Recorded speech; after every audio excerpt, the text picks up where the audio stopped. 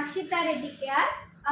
6th படிக்கிறேன். வேலம்மாள் வித்யாலயா மேலநம்பாக்கம், சென்னையில் படிக்கிறேன். இப்போ நான் ஹீட் ஸ்ட்ரோக்கை பற்றி உங்களுக்கு சொல்ல போகிறேன்.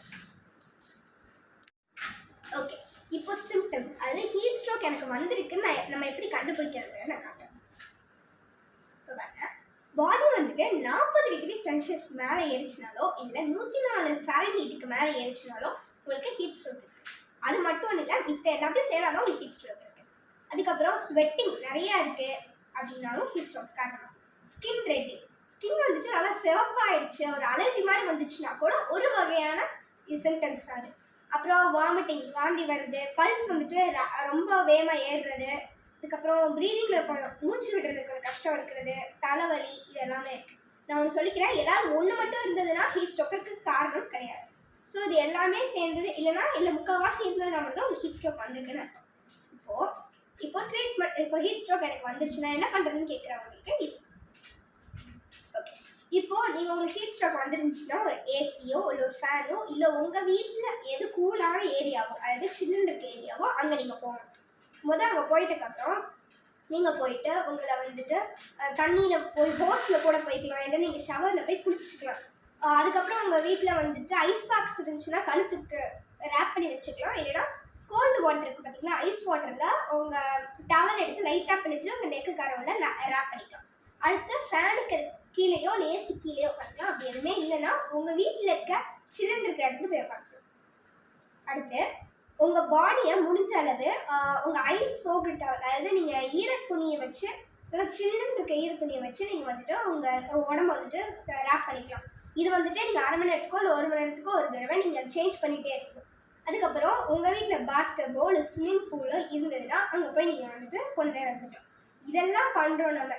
இப்போ இந்த மாதிரி எல்லாமே பண்ணினதுக்கப்புறமும் அவங்களுக்கு எந்த இம்ப்ரூவ்மெண்ட்டும் இல்லைன்னா நீங்கள் வந்துட்டு 000 இல்லைன்னா 112க்கு கால் பண்ணலாம். இல்லைன்னா நீங்கள் நார்மல் ஆம்புலன்ஸ்னால 102 இல்லைன்னா 108க்கு கால் பண்ணலாம். இப்போது இதெல்லாம் பண்ணுறதுக்கு முன்னாடி இந்த ஃபஸ்ட் எய்ட் எல்லாமே இம்ப்ளிமெண்ட் ஆகி அந்த விக்டிம் வந்துட்டு கொஞ்சம் கூட எந்திரிக்க மாட்டுறாங்க, அது கொஞ்சம் கூட இம்ப்ரூவ்மெண்ட் இல்லைன்னா மட்டும் தான் இந்த நம்பர் கால் பண்ணலாம். இது ட்ரீட்மெண்ட். இப்போ நான் எப்படி ப்ரிவென்ட் பண்ணுறதுன்னு கேட்குறேன். இப்போ இதுதான் ப்ரிவென்ஷன்.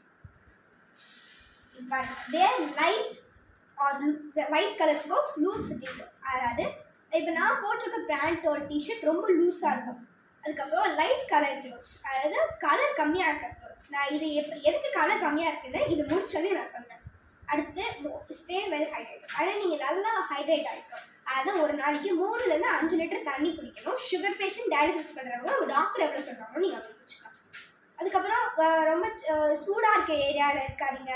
அப்புறம் நீங்கள் காரில் ரொம்ப நேரம் இருக்காதீங்க, கார் ஆஃபில் யாருனாலும் ரொம்ப நேரம் இருக்காதீங்க. உங்கள் வீட்டில் இருக்க கூலான சரௌண்டிங்ஸில் போய் இருந்துக்கோங்க.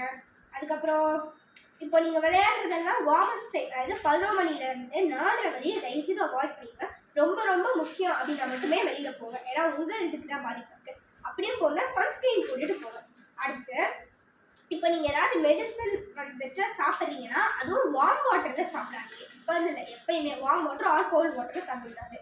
அதுக்கப்புறம் உங்களை வந்துட்டு கூல் பண்ணாமல் ரொம்ப வீக்காக ஃபீல் பண்ண வைக்கிற ஆக்டிவிட்டீஸோ இல்லை ஹாட்டாக ஃபீல் பண்ண வைக்கிற ஆக்டிவிட்டீஸோ முடிஞ்ச அளவு 11 மணிலேருந்து 4:30 மணி செய்யாதீங்க.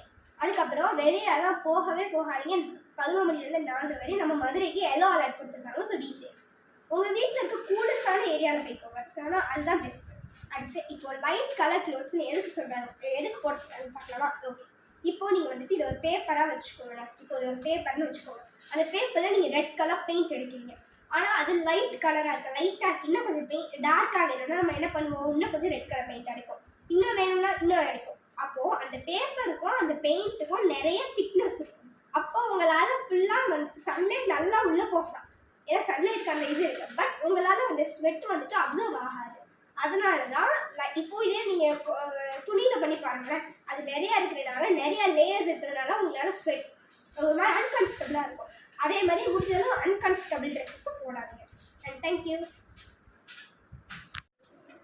ஓகே, இப்போ தமிழ்நாட்டில் நாளுக்கு நாள் வெப்பம் ரொம்ப அதிகமாகிட்டே போகுது.